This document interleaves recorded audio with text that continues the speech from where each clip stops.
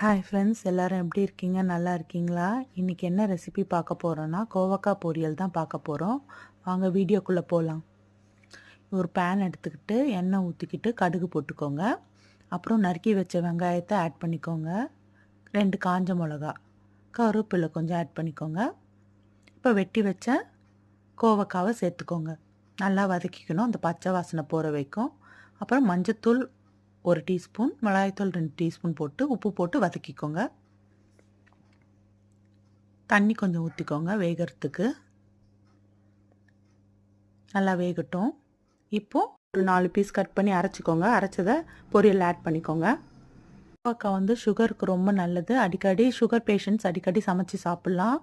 உங்களுக்கு கூடுதலாக டேஸ்ட் வேணும்னா இந்த தேங்காய் அரைக்கிறதோடையே வேர்க்கடலை கொஞ்சம் போட்டு அரைச்சிக்கலாம். இன்னும் ரொம்ப டேஸ்ட். இந்த ரெசிபி பிடிச்சிருந்தா லைக் பண்ணுங்கள், ஷேர் பண்ணுங்கள், மறக்காமல் சப்ஸ்கிரைப் பண்ணுங்கள்.